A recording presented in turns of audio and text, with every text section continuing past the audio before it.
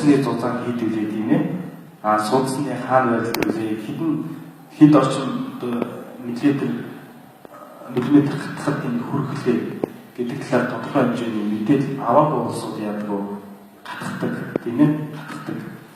Эсвэл ингээд олон жил ингээд мөр хатгаад сүүлдээ нөгөө юм гартаа орцсон. Байд байдаг, тэнд байдаг гэж. Яг нь ийм бисэр газар цусны хэрэглэл удаашраад ирэхээр энд нь жоохон цус гаргахаар чинь цусны хэрэглэл ямар хэсэг сайжруулах юм тийм ээ. Бидэнд бол заавал хатахгүй хүн тэр цусны хэрэглэлийг сайжруулах боломж байгаа шүү. Тийм ээ байгаа. Тэнд юу хэрэглэхээр голчлон тэр одоо камерын төсөнд төлөвлөд хэрэглэдэг. Мөн одоо сөрхний үйл ажиллагааг дэмжих энийг бэлдүүлээд давхар яах гэсэн хэрэглэдэг. Ийм байдаг юм байлээ. Ийм хэсэг газар биений дотоос үүсгэр чинь судасны хүчлэг чанарыг ихсчдэг.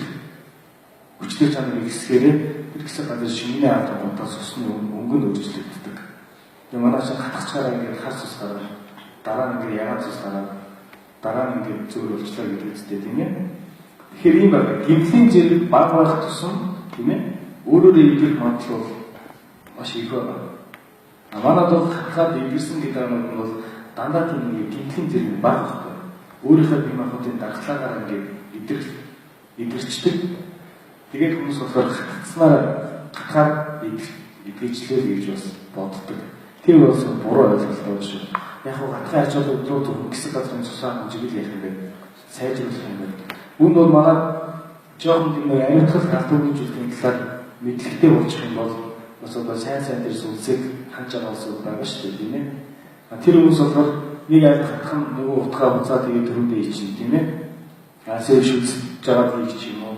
Сэтгэлийн хүлчи өөрөө газартаа ойрхон байдаг учраас тэр шанхаараа дамжаад дахиад яг гэсэн үг. Гинтл авах өдөр байдаг. Би одоо жишээ ярих юм бол маш олон жишээ байна. Таснасаа болоод асуудал үүсэж ирсэн жишээнүүд маш олон байна. Тэгэхээр миний ойлгож байгаагаар ерөнхийдөө миний одоо үзчихсэн бол өвдөгнөөс доошоо аль болох одоо хатахгүй байхыг эргүүлэх хэрэгтэй. Яг нь зайлшгүй хатхыг гэж бодож ивэл түр бүдүүн зүгээр тэр судсыг олж хатхаар хамжиж болно шүү дээ. Тийм ээ. Бүдүүн зүгээс ус гарах, утганы ирээс ус гарах гэж хооронд адилхан үстэй.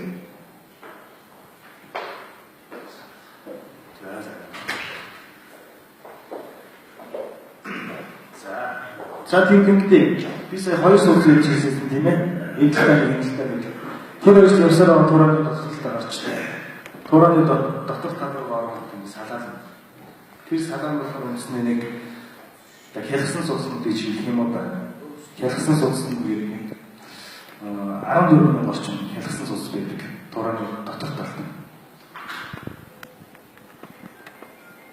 За тэгээд тэр туураны судслаг давхар гэдэг маань өөрөө маш эмзэг байдаг.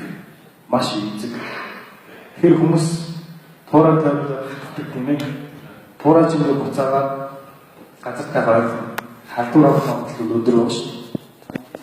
Тэр халдвар аваад тэр нөгөө ийм судслаг давхар үүсгэж байгаа. Энэ судслаг давхар. Энэ судслаг давхар үүсгэж өгөөд ирэхээр гадна талын имэр туураа болон туураанаас хойш хоорондоо салдаг. Тэрнээсээ болоод насаараа довлон байх магадлал болдог. Тийм ээ. Бүр өдрөх юм бол энэ яс чинь маш явсаар байгаа. Юугаар яг цаараад гараасдаг. Ийм адуу манай бичсэн. Одоо 3 жил өмнө шүү дээ. Тэгээд мөрөнгийн нэг залуу Дашнам гэдэг. Дашнам баа. Тэгээд мөрөнгийн Дашнам гэдэг залуу. Мөрөн сүмийн ойд төрүүлээ, Төв аймагт амуу үзүүлээ. Бас нэг 4-5 сүмийн ойд аригдсан өрөө. Тэгээд дөнгөж ингээд уралж ирээд, төрүүлж ирээд догсон байна. Тэгэхээр нэг хатхан үзүүлсэн чинь тууранд язгалтай болсон байна юм уу та? Тавилаад татгаад тэгээд хийлээ. Тэгээд мөрний юу нэг хүзүүний мэдээлэл чиглэлд нэг юм гүйтсэн байна гэдгийг хатгсан гэж. Тэгээд маргаас нэг явж байгаа нөгөөдөр нь хандаад тэрнээс нэг 2-3 оноо шүнц гойж 7 оноо идэ гойж Наад ихсүүдээ хоолндоос аваад хэвтэрд ороод хэвтрийн сорт болоод тэгээ нэг хэмжээр өвчлөж байсан гэх. Тэгээд сүүлд нь онтуулахаар болоод тэгээ манай найз олоод тийм сайн хурдуу байна. Энд аяад гэдэг сургууль дээр 3 сар болсон. 3 сар болсон. За 3 сар болоход тэр одоо яасан бэ гэхээр 4 туураар дөрүүлээ. Өөрөөс сорцсон. Тэгээд энэ туураар бол тийм ээ туураар бол тэр чигээр байхгүй мултраад онцсон. Зөвхөн гадлын ер туураар дээр. Тэр бид 3 сар оюутнуудаа багш нартайгаа нийлээ тэр амтныг ямар ч хэсэг имжлцээр аваад бол босгоод өгсөн. Тэгэхээр би юу хэлэх гэж юм хэрэг нэг удаа хатгаад халдвар авахлахад дараа нь таны ядуу хэмжээж болохгүй байх магадлал сайн гэсэн байж болдог. Тэгээд хасны дараах хүндрэлүүдийг заавал ярих ёстой. Тооцчих байх ёстой. Энэ бол морой бити хатуулаараа гэж хэлж байгаа юм биш шүү дээ. Би ч олон жил боломжтой ирсэн учраас би хэлсэн ч хийгээгүй хүмүүс морой хатуулсаар л байна тийм ээ.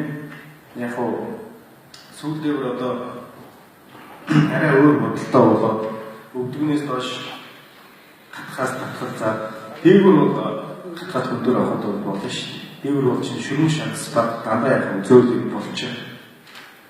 Болчин бол баг зэрэг тэгэхэд өөрөө буцаагаад эдгэрлэнд яддаг ордог тийм ээ. За хөлбөн дээр бол нэг юм асуудлууд би шүрэнсний гэмтэл бидний